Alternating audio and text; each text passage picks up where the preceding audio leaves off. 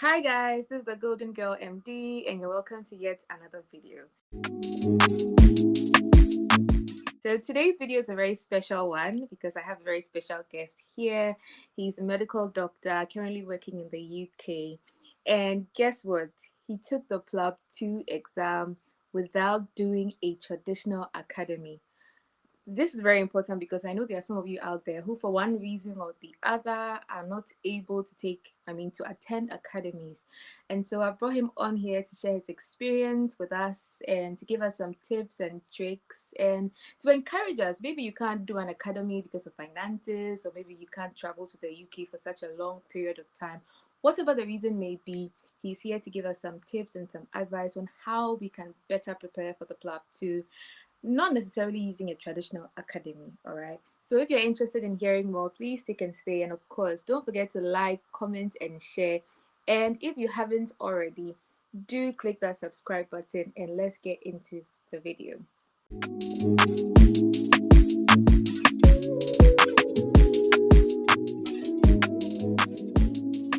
We have a special guest here and I'll leave him to introduce himself to us. Okay, I'm Samuel. I'm a medical doctor working in the UK currently in the Accidents and Emergency Department. I graduated from medical school in 2017 from University of Ghana, and I did my house job in Ghana, which is 2 years, and then afterwards I worked in Tamale Teaching Hospital for about a year and a half. I also did my master's in Sweden and then later took the Plab exams and came to the UK. Yeah. Okay. So as you guys can see, he's a very well educated doctor, and we thank God.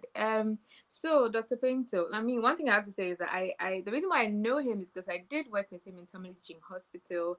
He was one of my senior colleagues, a very pleasant person to work with, and that's how come I met him. So thank you for those times in TTH. I learned a lot from you in the Ops and Gynae department, and yes. So the first question I'll ask you is, how did your journey with regards to Plab 2 begin? If you can give us just a summary of how it began, why you decided to relocate to the UK. Okay, all right. I've been interested in emergency medicine, and in as much as emergency medicine is also a discipline in Ghana, but it's not so much developed. That's what by that I mean. I just recently started in Kolebu, but for so many years it's mainly been in Konfanochi Teaching Hospital, which is good. But I wanted a little bit of exposure, and I felt I needed some much more exposure in terms of training. So I decided that I would rather move to the UK or go outside the country to enhance my studies. So yes, I did write Plab 2 in 2022. That was last year. Yes. Right after Plab 1 in February, I did book my exam in October 2022. But the period between Plab 1 and Plab 2, as you would already know, and I'm sure you've already shared in your previous videos, sometimes can take a while because you need to, for those who are not in the UK, you need to arrange for visas and arrange for accommodation and all that. So you need some time to prepare for that. And so you cannot just write the Plab 2 right immediately after the Plab 1. So although I passed my Plab 1 the results came in March, but I took the Plab 2 in October. And I intentionally booked for October so that I'll have some time to study for the exam. Yep. Okay. So the big question we are all wondering, why didn't you use an academy? Because a lot of people do choose to use academies for various reasons, especially if you are new to the whole UK system. We know that some of the things that we study in PLAB, not, I'll not say they are different, but there are some extra things that we are not necessarily exposed to back home. And so people feel like doing a Plateau Academy, would help them to, find their feet and to give them the best chance of actually passing the exam. So I want to know, what was your reason? Why did you choose to, that's if you chose to, not use an academy? Yeah. Okay, yes, the reason initially I actually booked for an academy Oh, when I okay. started my preparation. Yeah. Okay. So I actually had scheduled to attend one academy in Manchester, but I did some bit of research, some extensive research, and I realized that some people have actually done it without academies. Hmm. And the other thing too was that the academies was quite a bit pricey. I honestly couldn't afford it Yeah. because later I had to be practical with myself. And the truth of the matter is, I needed to fund my own Plab 2 journey. And I'm also married as well. So money coming in from my monthly salary in Ghana cities, when you are converting it to pounds, it's not so much. And Yeah. I had to arrange my own flight tickets. I had to arrange all of that. And also, in applying for the visa, you need to show that you have some money to fund Yeah. yourself. So I needed to generate my own bank statements and all that. And so it was a lot of savings I had to do. And to pay £600 for an academy in today's currency, I think is, I mean, I don't know the Yeah. current exchange rate, but yeah, it's definitely going to be more than 8,000 Ghana cedis. Yeah. Yes, and that was just too much at the time. That was more than my monthly salary. So I discussed with my wife, and then we decided that no, let's give it a go without the academy. And also, I realized that it was doable because I went through some of the manuals, the scripts, and then looked at some of the questions that are usually asked, and I realized that no, I just need to commit myself to it, and then Mm. that's so I decided that I will go without an academy. Mm. And by God's grace, it really paid off. Having said that, though, it wasn't like I was only studying on my own. Mm. Yeah. Obviously, I had to put in much more effort because the writing plateau without an academy means that you do not have anyone to guide you. So there Yeah. was much more effort that I needed to put in. And I did subscribe to some online Mm-hmm. um, kind of academies in quote. By that I mean that there are some Plab 2 online tutors who have already written Plab 2 in the past, and they actually help other Plab 2 candidates to prepare for the exam. So some of Wow. them have some free online mocks and other things like that that are organized. And I did subscribe to that, and it was really helpful. Yeah. Yeah. Yeah, I'll come to that. I was going to ask you about how you prepared and some of the resources you use. But before that, I have to say that, I mean, you're a very brave person.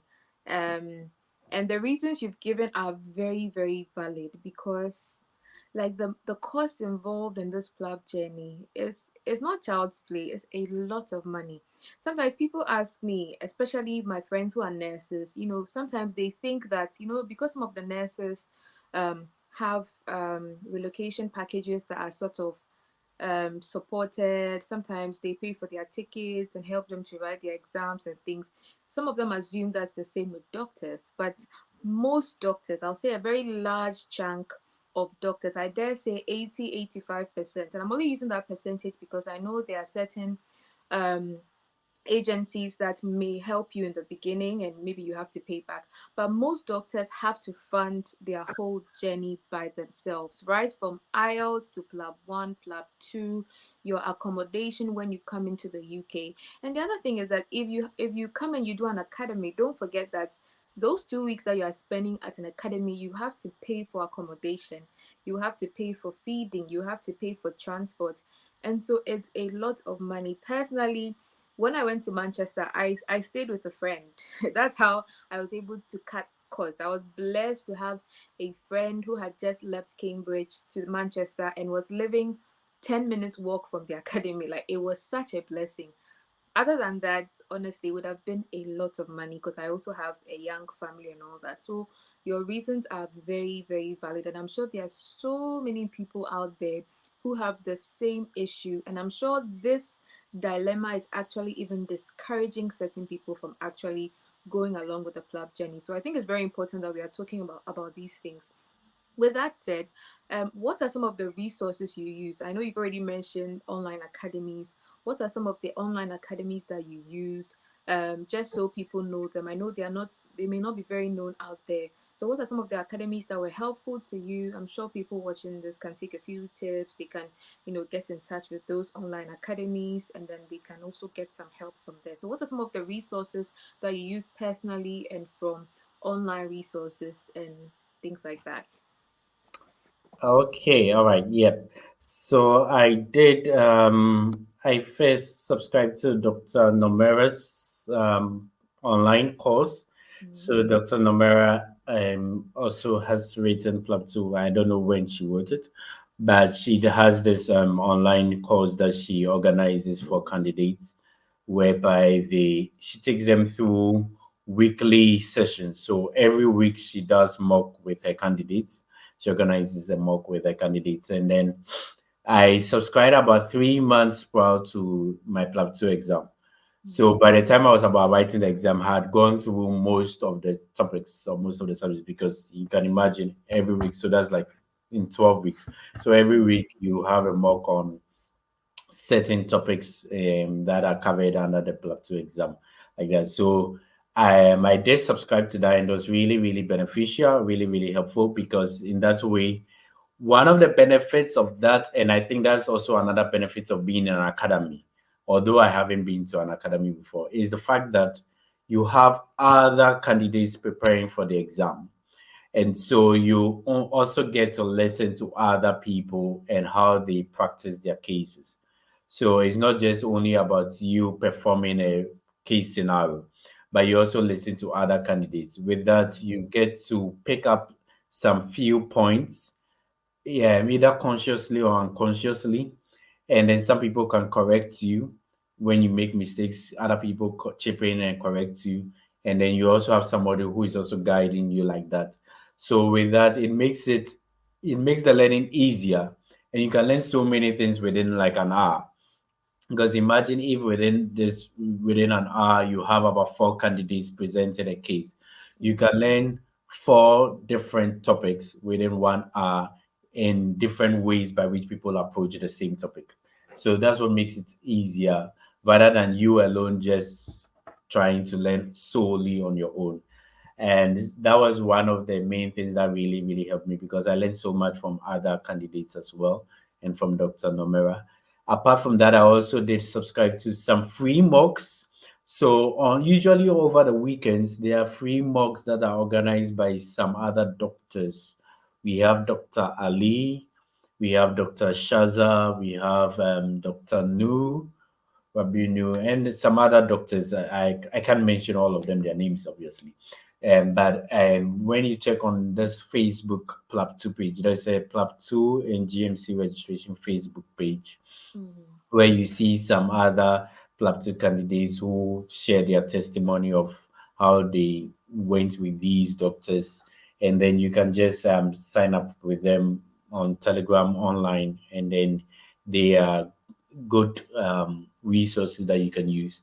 I was also fortunate to come across some of other academies, their manuals.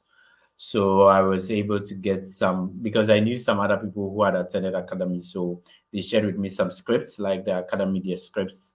But sometimes, like the saying goes, too many cooks spoil the broth.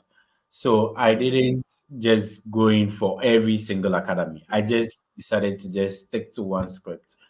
And so the main thing I actually used, to be honest, was I just used one academy script, and I just followed Dr. Nomera's course. And that was the main thing I did. The other things were just other additional spices that helped. Yeah. Yeah, yeah. I mean, yeah, that's very good and that's very helpful. I know for personally, I also joined some of these Zoom academies. So we had like a group on Telegram with thousands of people, and no, it's not an academy per se, but we used to have like scenarios. We used to have sessions where we would have like video calls and do scenarios, and that was really helpful for me because I was really pressed for time to study because my baby was quite young at the time, and I even hardly was able to actually participate, like put my video on and actually do a scenario. But just listening to people take scenarios and answer questions and things like that really helped a lot because you don't realize how much you're actually absorbing. Of course, it's not as effective as actually sitting down to participate, but depending, because I know there are a lot of people who are still working in their home countries and they are still trying to find time to prepare alongside work and family, etc. And so all these resources are very, very important, and I'm really glad you mentioned them. All right, so the next thing I want to ask you, you wrote your exam, your Plab 2 exam. Was it Hardman Square or Hardman Street? Which one did you get, Square or Street? I wrote it square. Yeah, I wrote Square. it. Okay, I also wrote it in Square. So you wrote your exam, you took your exam, you finished, you came out of the exam hall. How did you feel? Did you feel like, because I know someone who took the exam, he came out of the exam center and he felt like, especially in those scenarios where he had mannequins and things, sim stations, he actually felt like he should have taken an academy just because he felt like he wasn't familiar with the mannequins, he wasn't familiar with like the Siemens station, the trolley, where to find your bag valve mask, like where to find things. So, how did you feel immediately after the exam? Did you regret somehow not taking an academy? What was the feeling like for you? Oh, I was very excited. Oh I wow! was very excited because I had people who had taken the academies and who actually regretted taking the academies. Oh So wow! for me, it Yeah, was really an excitement. Now, speaking of mannequins and other clinical scenarios, I didn't touch on that. But one would maybe asking or maybe wondering that how do you prepare then for the mannequins? yeah. Because I've heard people actually say that the reason why they want to attend an academy is so that they can have some hands-on experience with some of the procedures and the mannequins.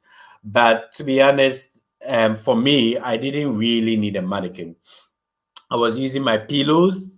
So my pillow was actually my sim man. Oh wow! The, I had my pen and my pencils. I was using them as cannulas.